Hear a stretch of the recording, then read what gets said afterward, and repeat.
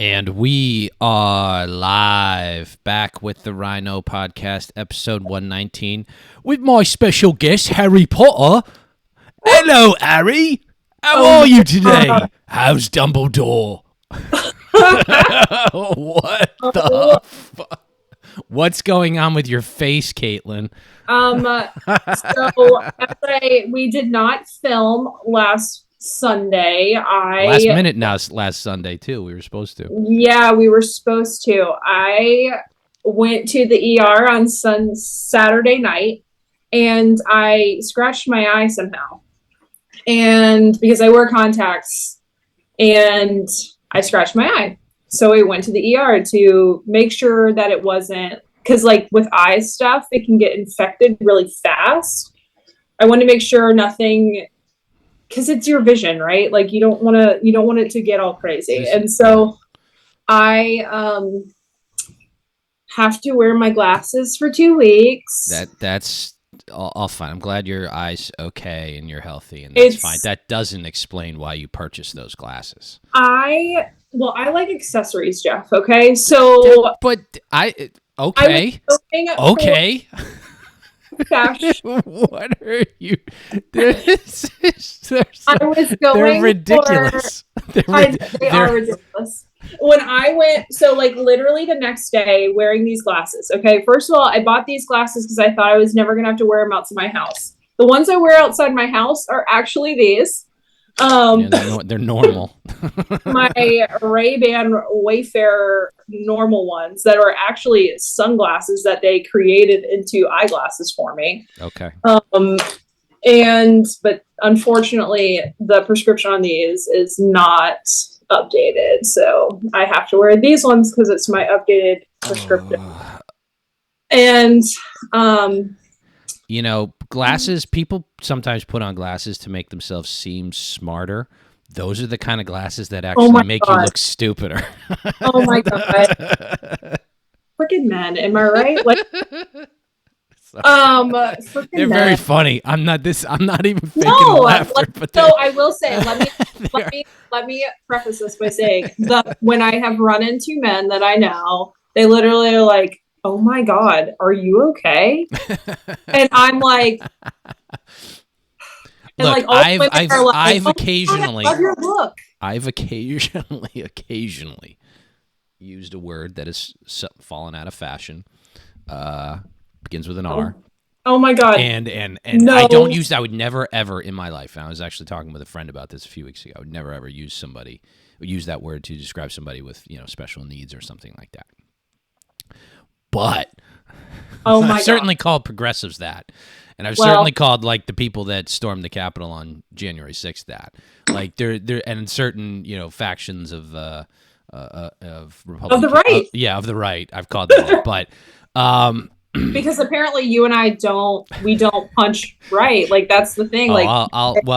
It's like, excuse me, are you kidding me? We are called the RINO podcast for a reason. Yeah, because we're making fun of you. But those glasses might. Oh my God! Do not. All right. Speaking of that word, Tim Walz debated JD Vance this week. We're gonna try to be like dead ass serious, and he's just gonna bust out laughing. No, I won't. No, I'll dial it back. All right. He was not prepared to see these this morning, FYI. This was like all first take. Not those. I've seen the other ones. So yes, because I filmed. Okay. I actually watched the video in which I filmed with glasses on the other day. It was the Georgia voting law, which remember the New York Times was such bullshit about. Oh, Jim Crow 2.0. So the VP debate was this week. Feels like a month ago. Everything feels like a month ago because everything feels like years are happening within weeks. It's kind of nutty. I remember when JD Vance was picked as VP, and all this. Well, this is back before Biden dropped out of the race, and do you remember the smug liberals who were like, "Oh boy, looks like Kamala's going to have some fun at the VP debate. JD's a dummy. Like all that nonsense. Boy, you must be shitting in your pants today. I love. Look, I disagree with a fair amount of what he had to say. We've become, this New Deal Republican, big spending Republican stuff is nonsense. We're gonna have to, live to fight that another day because it doesn't work. It just doesn't work. It's bad policy. And JD's a big fan of that, so we can have that argument at another time. But he did phenomenal. He did really, really well. I didn't initially start watching it because like the thing is like I don't think JD Vance had an impressive win in Ohio Sun in 2022. Mitch McConnell had to jump into the race and spend on the behalf of Vance in order to get him across the finish line. He had issues fundraising. His debate performance against, who was it? It's Tim Ryan. Ryan, yeah. Tim Ryan's a goofball. I mean, men who are 6'5" and they wear skinny jeans, they're idiots. Okay, I have that problem. All right, quick aside, you brought it up. That's not my fault. It's hard to find. I'm 6'4.5". You have to. You're 6'4.5". You're taller than that. No, Caitlin, I've measured. I am not 6'5". Charlie Baker's 6'6". Like he's huge. He's a little bit. It's hard when I see the former governor at events. I'm always like shoulders back, standing tall, trying to make myself, as large as I can. But anyway, you can't. It's hard to find pants that look normal. Straight legs usually the best. Boot cuts coming back, but now even that looks more ridiculous. So but I have. All right, little. I'm telling a secret right now. I have like my favorite pair of jeans. Everybody has their favorite pair of jeans. They're super comfortable. They're worn. Mine are my frame. Yep, they look great, but now they're starting to fade. There's like a hole in the crotch, which I don't know if women get that, but men get that all the time. Like it just wears. So I have to look for those patches that they sold back in the 70s and 80s to fill that in, because I cannot find. They're Levi's, but I cannot find this duplicate pair anywhere. Also, like Wrangler and Levi's don't make their jeans the way that they used to, right? Well, these weren't that old. These are maybe 4 like 5 my years old. dad has been wearing the same jeans since he was like 90s. That's not like, and they're old Wranglers. Like, I don't. That's like, fine if you're doing yard work, but I update my jeans very regularly, and I toss my old ones very regularly. And I've never owned skinny pairs, but I found some good straight cut pairs that look good and don't look totally weird for tall people. Okay, that was Tim Ryan. I'm sorry. Tim Ryan shooting a gun in skinny jeans looked ridiculous on that campaign trail, and he had like so much money in the bank against it. He didn't like unload in appropriate ways in the appropriate time. So JD Vance won, even though he did underperform the rest of the Republican ticket in the state. And when he debated Tim Ryan, he actually didn't do bad. That was when the situation with the 10-year-old girl who got raped like through incest had to have an abortion. And that question came up. And I do say on that instance, when it was brought up in the debate, Tim Ryan didn't answer it well, but JD Vance came back like super well on this, where he Tim Ryan like was trying to make it about abortion. And then JD Vance was like, excuse me, a 10-year-old girl got raped by a family member in our community and they were illegals. Right. You know what I mean? Like, so he was able to turn it around on Tim Ryan very well. So I knew going into this, again, we have policy differences with JD Vance. I've made them very clear on what I disagree with JD Vance on. He is a smart man though. Mm-hmm. And it's almost as if he's too smart to believe some of the things that he does. That's my opinion. I wanted to bring this up. So I wanted to bring this up, and we got to talk about this. Ukraine stuff, like that's where I'm like, you're too smart to believing this bullshit.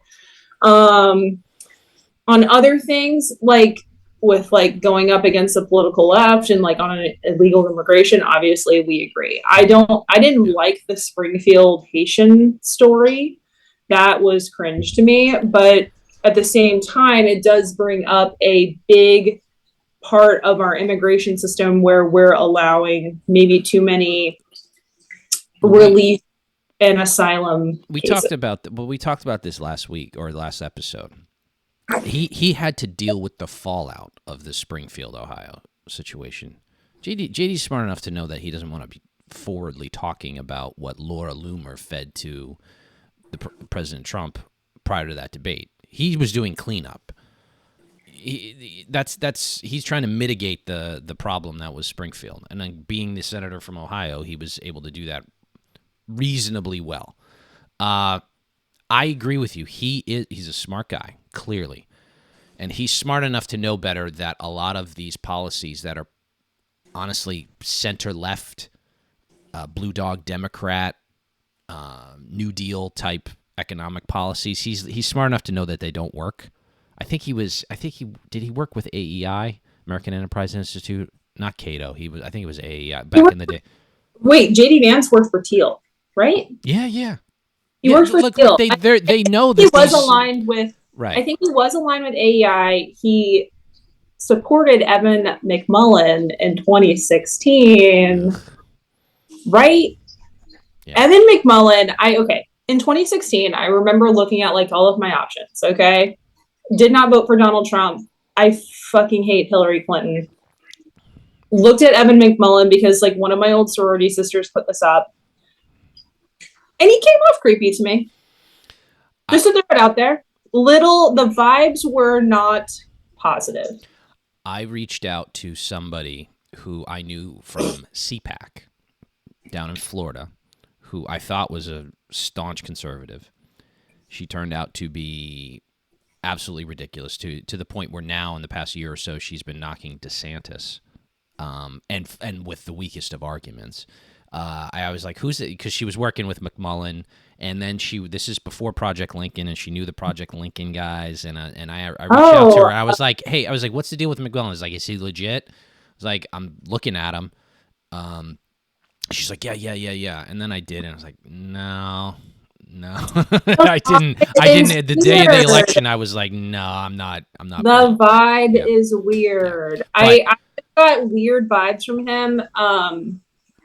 But Vance was a McMullin guy, or I want to say he was, right? Well, let's be careful about that. We don't want to say if he was, or maybe he was, but I think he was definitely never Trump. He came out with that. He's talked about how he turned to Trump, and I it's reasonable, but the policy stuff still isn't there. He's smart enough to know that tariffs, like the ones Trump are talking about, don't work. Okay, he's smart enough to know that certain tax policies and spending policies need to be cut back. He's smart enough to know we need to reform the entitlement programs like Social Security and Medicare. He's smart enough to know all of that.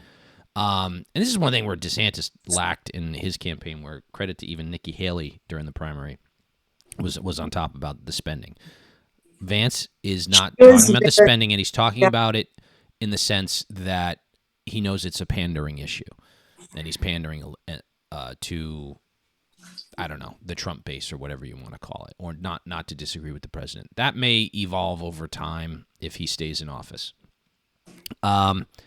So, yeah, that's disappointing. But on the whole, he was poised, calm, cool, collected. Everything everybody else said, he clearly won it. Walz. It was weird, and it was weird when I did turn it on because, like, then you see Tim Walz just like straight up agreeing with him. Yeah, it was like it was actually kind of refreshing in the sense of it was a true policy debate. Mm-hmm.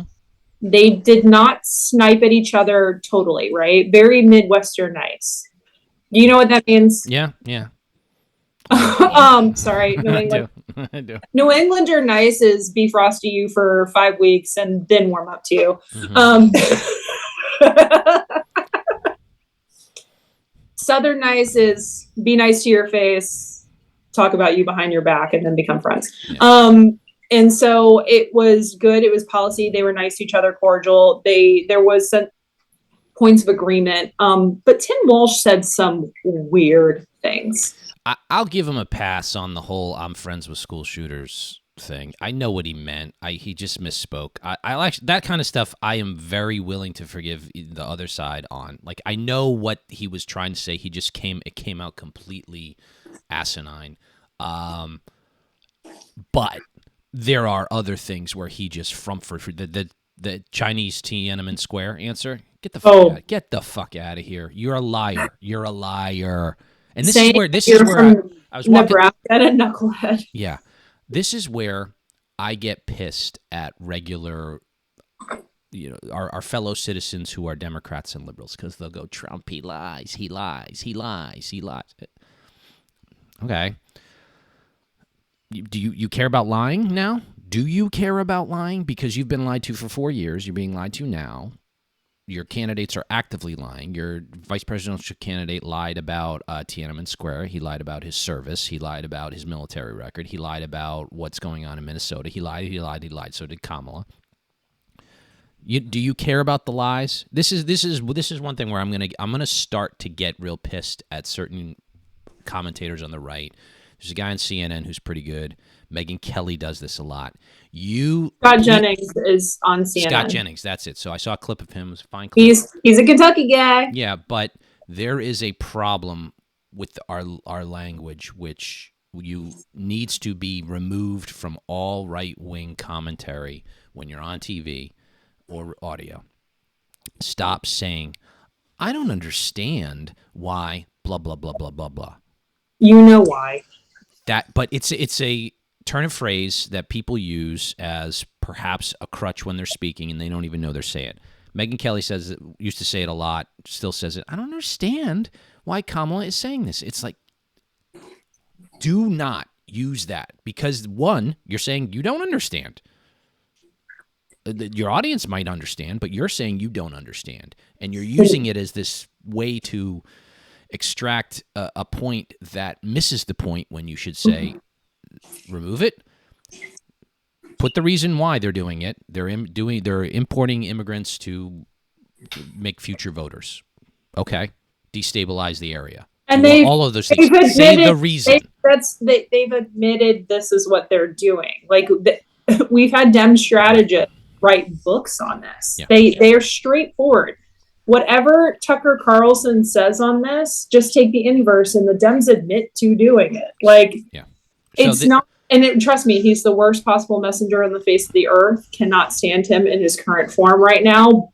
But on that, he's right. So you do understand. Like, you do know. So that phrase needs to be removed because Megyn Kelly. Yeah, because Tim Walz lied because he thought the story would sound good. He's a fabulist. He thought it would sound cool. Your fellow citizens, your liberal family members, your Democrats who are so concerned about Trump lies, you're not concerned about Trump lies. Stop it. Stop it. You're just partisan. You're not being authentic. You're not being honest. And that's why, honestly, being a conservative Republican who can call out Trump when he's wrong and Vance when we disagree with his policies, whomever, is the best moral high ground you can possibly have. I mean, think about it, Caitlin. You and I, there's nothing dishonest about our show. Nothing. No, we get on here. No, we come on here. We tell like we see it, and we don't have to cover for anybody. Now, maybe on occasion we won't talk about an issue if it's just like, ugh, I don't want to deal with the headache. Okay, fair. I feel like we confront even the right head on, right? Like things that we disagree on. So, like JD Vance. Let's take him. We're disagreeing with him on policy and the things that he's done on this campaign with like the Springfield, like Haitians cats thing. Like we disagree with what President Trump and JD Vance did there. We thought it was cringe and weird. But at the same time, like I rarely see Democrats coming out and disagreeing with their people on policy. They don't do this. You know, it never, rarely. And so we do that, you know, and we do it in earnest. We do it honestly. Like, you know, I mean, good God, we disagree with our own state party and we're within it. Like, on a well, previously on a, and that's not easy. That I and it remember. is not easy. Look, We've been talked to in person because of the things that we sometimes say on this podcast. But when we have those real humanistic talks with those people in person, usually goes well. For me, it does. I've just found I'm usually not wearing my glasses, and I'm very charming. So you have to be willing to stand up for what you think is right, and call out those who you think are wrong, and do so honestly. A lot of people in politics have conflicting interest, right? yeah. I can think of if your income is dependent on somebody else's opinion in politics, whether it be you're working for a candidate or a politician, and you disagree with what they do, you're going to be compromised in that sense. You don't want to lose your job.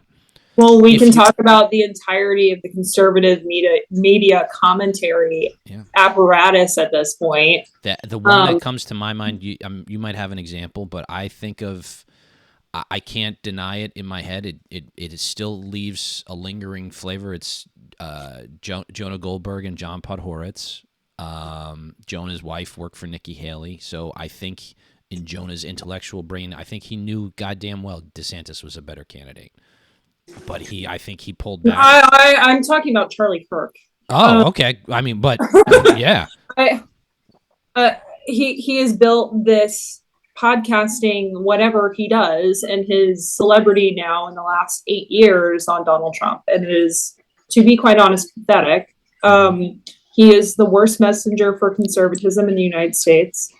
And the boomers love him. The boomers love him because it's the old Rush model where he like you got your mic right there. He gets behind his mic. He does his podcast. They listen to it on Facebook because that's where they all gravitate to because they don't usually hang out together all the time. And that's what it is. Like, I can't tell you how many boomers have come up to me and be like, that Charlie Kirk fellow is so smart. And I'm like, no, he's not. Charlie Kirk is odd. I have seen some stuff where he is amongst those on the right. He's come out with some very poignant, well-researched, well-learned, memorized arguments. I'll give him credit for that. I think Charlie Kirk, when he originally started in this turning point thing, it was good and it was noble, and he believed in a lot of things. Yeah. Okay. I think now it's too geared towards one person, and that's what my issue is. Well, I don't like the conservative media commentator bubble where we're hyper focused on promoting Donald Trump's interests. I want to be in a place where I believe in what I believe in, and trust me, I would rather us not make a dime off of the Patreon, even though I do love those Jimmy Choo shoes. And us say freely what our opinion is, because I would feel better doing that. There is a reason, again, why I don't monetize my Twitter account, because in that sense, when I do that, I'm farming for engagement. I'm never going to do that. If your primary source of income is clicks, views, readership, whatever, you can become compromised. I just would not feel like a real person at that point, right? Like, and that's kind of like what I'm sorry, this is like a side note and a tangent. There's like a big philosophical and ethical like debate about like influencers in general, right? Like, and look at my glasses. I was influenced to buy these. Look at this shirt. I was influenced to buy this. Look at your Vineyard Vine shirt. You were probably influenced in some way to buy it, right? And so these influencers, it projects an image, right? Right. These influencers make a lot of money based off of promoting these things. And so is it really something that they like and want to promote versus what they're getting money for at the same time? I think conservative media commentary has reached that point, and that is why Donald Trump has been so pervasive and been cemented within conservatism because it stays. That's the biggest problem. I will say the Donald Trump team is good at promoting these people. So why would they not gravitate towards that, right? It's fair, but the old argument is just, are you activating people to get to the polls? It's the Bush 2004 or Obama 2012 argument. It's like, don't grow your base, just activate more of it, get them to the polls. Think that theory of any even doing that right now, I don't know, right? Like our problem is a little bit different from that. I mean, for Donald Trump to win the primary this time, he had to activate his base within and he did that through kind of keeping the base where it was at with Truth Social, I would say. Because I think that was where he was able to give his message, and the conservatives or the people that support him went to Truth Social, and he was able to consolidate based on that. I feel like we're getting off topic, but like it is a bigger, wider discussion that we could have. Yeah. I think after the election, it's a good philosophical thing to reflect on. Well, it all depends how this election goes. Right. If Trump wins, then, it'll stick around and more. If Trump wins, we're going to be on here every weekend because that the dial will be turned up to 11 again for but it'll still be times. worth it. I actually, it'll be funny. It will be funny. My opinion I was down a few weeks ago. What? On Trump's prospects. We are now 1 month out, less than a month out from the election, November 5th. I think. So today's October 6th, November 5th is the election. I am more optimistic of Trump's chances than I were. That's not by polls. I'm not going by. I haven't read polls in weeks. I think it is a pure toss-up. That is where I'm at right now. It is a pure toss-up. I think that GOP Senate is more than confirmed, which is a good thing. Great. If you were looking, wait 1 second. Yep. Let me get to this point. Yep. GOP Senate is absolutely an important thing. And one of the things with NRSC that I obviously harp on, especially on my Twitter, is that we need to make sure that we have good candidates in every single primary, and we need to not have jungle primaries anymore. FYI, no more jungle primaries. No more people coming from state parties that come out of the woodwork and we don't win elections because they're too radical, okay? We need to vet these candidates and make sure that we keep our GOP Senate. It is vital. If we do not keep the GOP Senate, we lose the filibuster, okay? That is gone. So right now we're looking at 52, 53 seats. If Larry Hogan puts off the Democrat in Maryland, that gets us to 53. Right now, it looks like it could be a tighter race in Wisconsin, even though I'm not super happy with the Wisconsin GOP candidate. We could get up to 54. So I'm hoping, right now it seems confirmed because John Tester, he's done in Montana. It seems like Bernie Moreno is doing a really good job in Ohio. He's closing the gap because Sherrod Brown is not spending where he needs to, and he didn't do it on a timeline that he needs to. He's coming from behind. I don't care. A win's a win. I need an R in that seat. So again, that's a good thing. I don't know about the House. I think that one's a toss-up too. So we're going from, we have toss-up for White House for me, GOP Senate, toss-up. Nothing will get through, though. It'll be fine. Right. I would prefer gridlock. Yeah.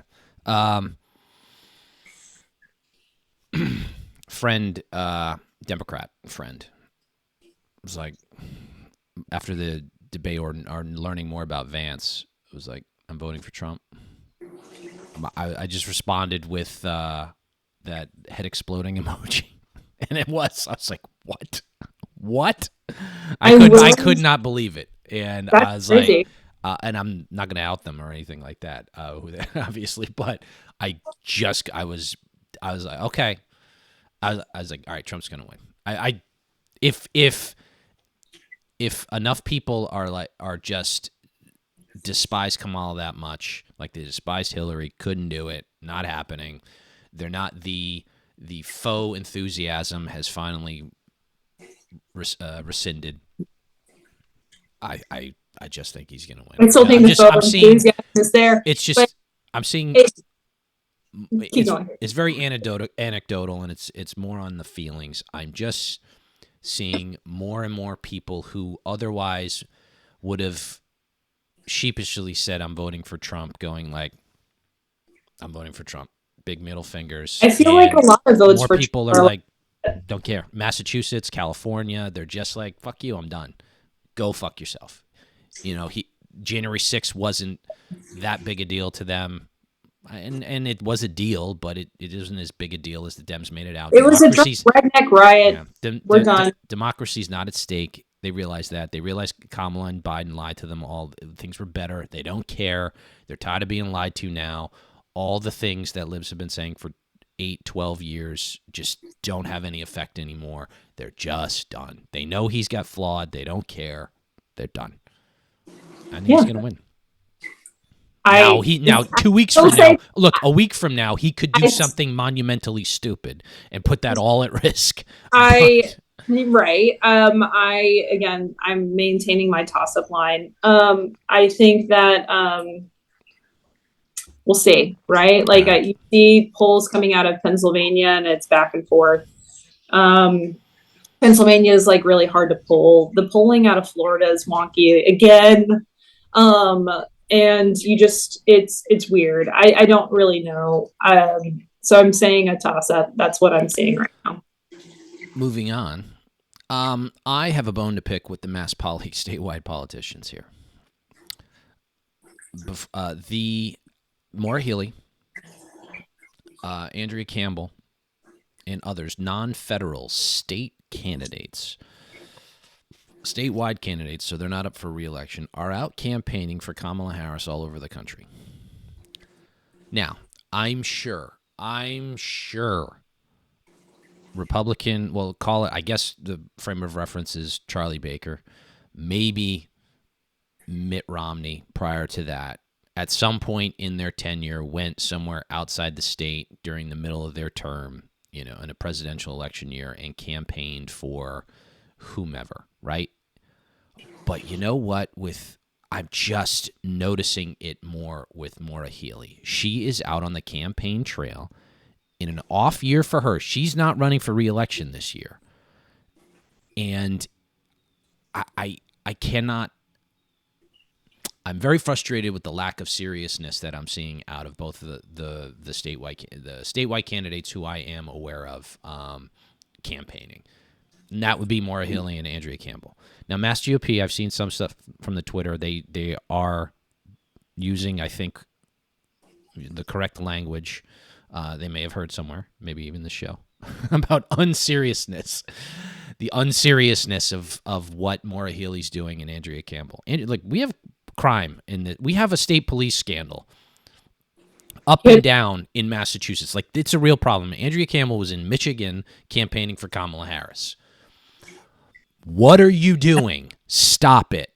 Stop doing that. We're not going to agree on policy, obviously.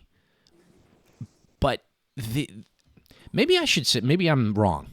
Keep campaigning. And maybe a decent candidate for attorney general will come around in 2 years and be able to use all this nonsense against you.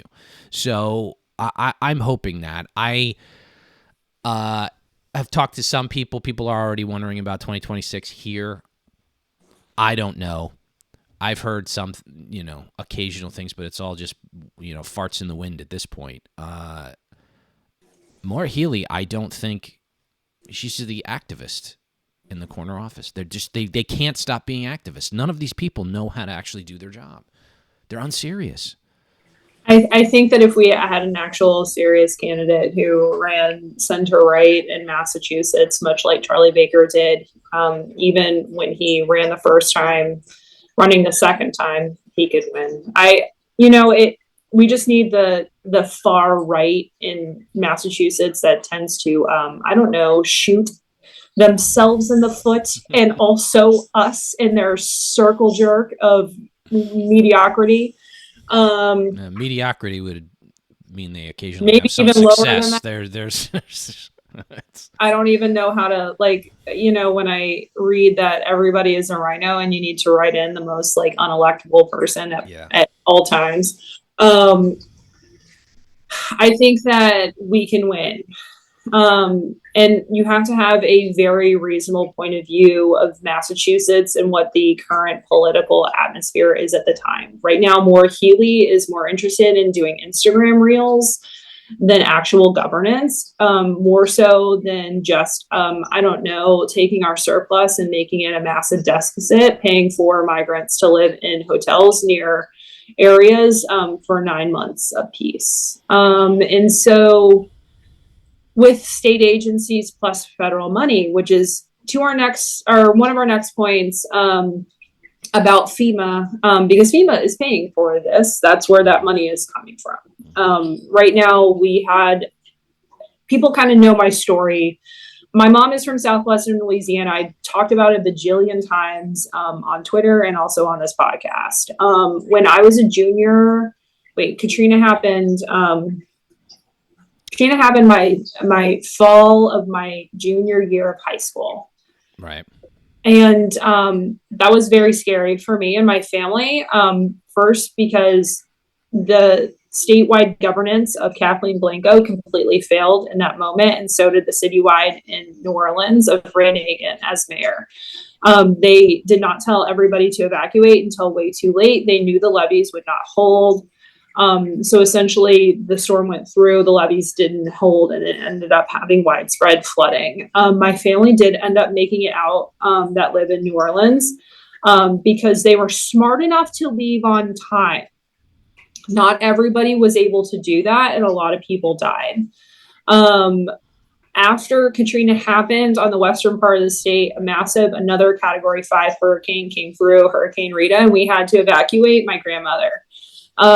And she went up to Shreveport and was put into a state nursing home where she ended up dying about 8 months later from a lack of good care. And also, she just, at that point, when you're gone from your home that you've been in for 60 years, that's what happens. We were not able to go down and go get her because she could not have lived in our house. Whatever. So when hurricanes like this go through, sometimes they don't automatically hit the coast as hard as they can. They'll back build and build up and overland. This has happened even in Louisville. And so where I'm from. And so what happened is this hurricane came through, Hurricane Helene. It went through part of Florida, Georgia, and the western part of North Carolina. And if you've ever been to North Carolina, or through the Appalachian Mountain ranges, which go from Georgia up, it goes through part of here. It's mountainous in western North Carolina, and it's gorgeous there. FYI, if you can ever go to Asheville, well, Asheville is right now destroyed. They'll eventually rebuild, but it's going to take a long time. North Carolina is a beautiful state. It's devastated. There are roads that are completely destroyed. They are having issues getting supplies there. Asheville completely flooded due to the geographic makeup of the area because the amount of rainwater that went through caused all the flooding. My big problem with Secretary Mayorkas coming out and saying that we're running out of FEMA money is that you've been spending FEMA money on all of these migrants that have been living in these hotels, and that's the reason why you're running out of fucking money. Yeah. So, two things. I'm gonna play a clip in a second. One, I am not conspiratorial on this in the terms that, and I think both sides being conspiratorial on this is delusional. Yeah. Okay, it is absolutely within our normal, reasonable response to say, Kamala Harris, you should not be doing the podcast Call for Daddy in the middle of this response. I'm so glad that you went yesterday to go pack, toiletry baggies for people who are affected by this storm. I don't want to see or hear that you went on a podcast that talks about sex positions and reproductive rights with Alex Cooper. I don't think that's cool. I don't think that's normal.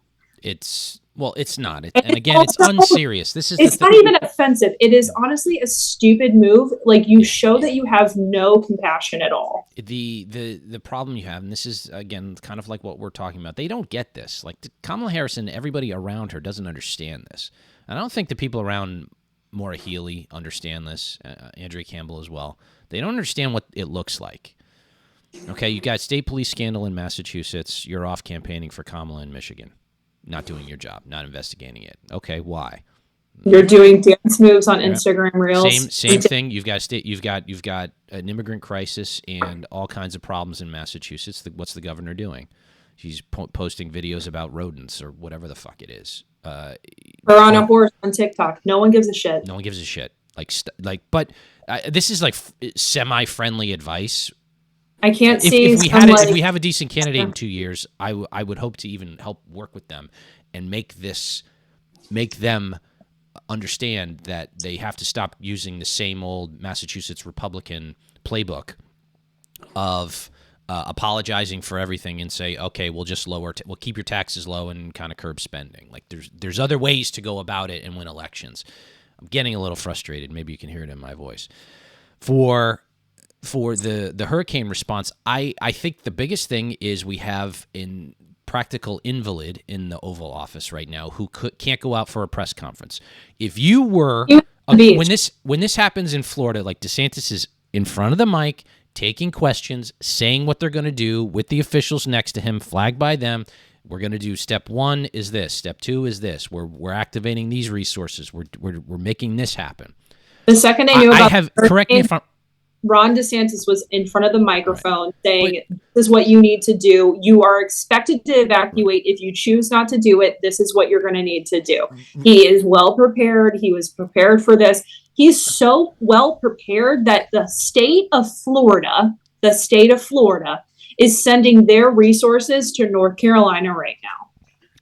If you're not, I'm not talking about the governor here, but if you're in charge of the federal response, and correct me if I'm wrong, Caitlin, not that moment, that here is the press, here's what we're doing, federal response. Maybe Mayorkas did it, but it certainly didn't come from the president or the vice president. Now, that's a reason. 1, he's practically an invalid. 2, she's that word that I might have mentioned before. And I'm not kidding. People think like that oh, she just misspeaks or doesn't memorize. She might be a complete she's a moron. She's a complete moron. They cannot risk putting her in front of the press at this stage with a national crisis. That's how weak she is. So there has not been that press conference, right? There has not been that addressing them, those two individuals getting in front of the camera and saying, here's what update that she's going on Howard Stern, the most friendly person that she could probably what are we doing? There you go. And that's why, and that's part of all these little things that they think are so clever and too clever by half is why she's going to lose and deserves to lose. Now, so I'm not conspiratorial in the sense that I think that they're withholding resources. I think if there's any problems that are arising, it's probably because of incompetence and bureaucratic incompetence from federal agencies coordinating with other organizations. That's probably the reasons. But the big thing is there's been no from the top of the people in charge addressing the nation or the press of what they're going to do. Can I give some feedback on this? A tweet that I put out. Okay, let me find it actually because I said this right. And it's still getting retweeted. And this number may have changed. 220 people have died in Hurricane Helene, while people still can't get supplies, and the current Veep is on Call Her Daddy. I got my buns ripped, and trust me, you're not really ripping my buns because I'm laughing at you. Okay, by white liberal men who could not handle this tweet. Okay, let me straightforwardly tell you, as somebody who was directly affected by Hurricane Katrina and Rita, their family, we had to make quick decisions concerning my own family and all of that.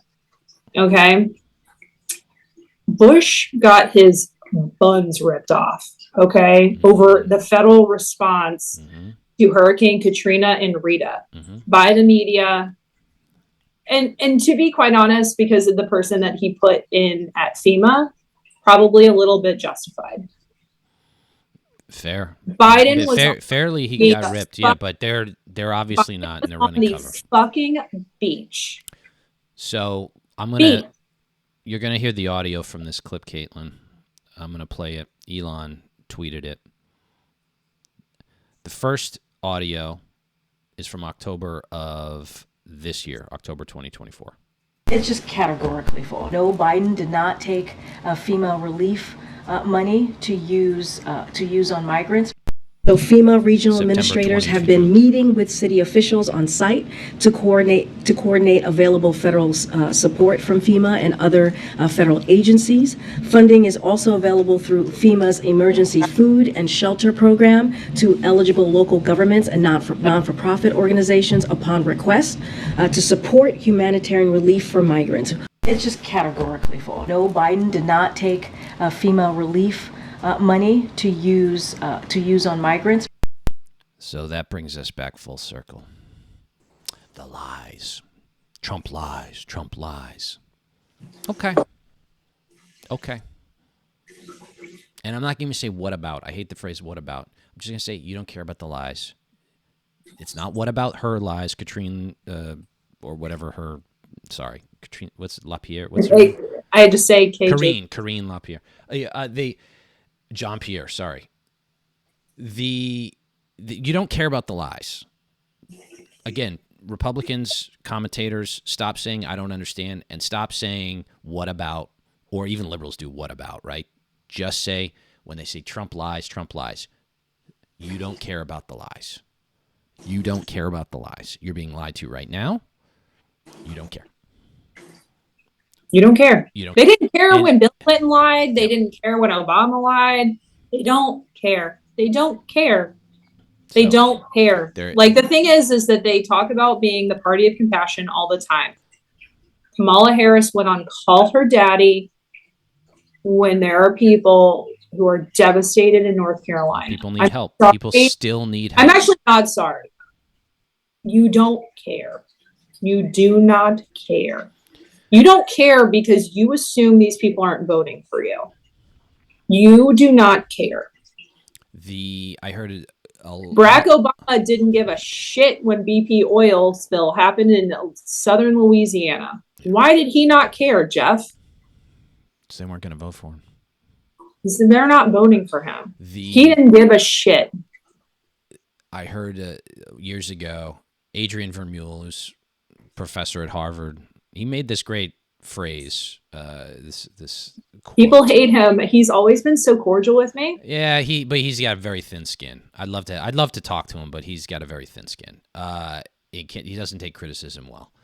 But he said it's not hypocrisy, it's hierarchy. They're not hypocrites when they complain about lying. They're not hypocrites. They just think they're allowed to get away with it and you aren't, and they're going to let you know that. I agree. It's not hypocrisy. It's hierarchy. They think they're better than you. Karine Jean-Pierre doesn't give a shit. She's not a hypocrite. She just says, fuck you. She's going to lie to you right to your face, as is Kamala, as is Biden, as is everybody at NBC. They're all going to do it. They don't give a shit. They don't give a shit that you're going to call them out for lying, and then they get all butthurt about Trump lying. Doesn't matter. So just win. That's what a lot of folks on our side have to start really waking up to. Stop saying I don't understand. You do understand. You know. Yeah. You absolutely know. You get paid to do this job. We don't get paid to do this job. Yeah. Except in the pennies that we save up to buy Jimmy Choo boots. Yeah. So Megan Kelly, Scott Jennings, you do get lose that phrase from your vocabulary. Scott Jennings especially knows it. He is a Republican strategy veteran in the state of Kentucky. I have a high opinion of him. No, he's good. He's good. I'm just saying, stop using that phrase. It weakens our arguments. So, all right. That's it for this episode of the Rhino Podcast. Head on over to patreon.com/rhinopod. Only $1 a month. Look, we're so conservative, we're not even raising our prices in spite of Biden's inflation, in spite of Bidenomics. Even Dollar Tree did that, yes, guys. we are holding firm to that. Only $1 a month for a little extra content we'll throw to you for insight. And hopefully I'm in my contacts next time. Yeah. All right, Governor. Oh my God. I was like thinking Harry Potter. My friend sent me a picture of that crazy lady from Harry Potter. It was Professor Trelawney, and I was like, "Oh shit!" Well, there's one. I was about to play the. This is how old I'm Gen X, and you're an awful millennial. But I was gonna play the Van Halen "Hot for Teacher" video, not because those glasses are, but there's this character. I think his name's Milo, with he's got the. What are you gonna do, Milo? And because you look just like him. Anywho, all right, everybody. Until next time, we'll talk to you later. Bye-bye. Bye, guys.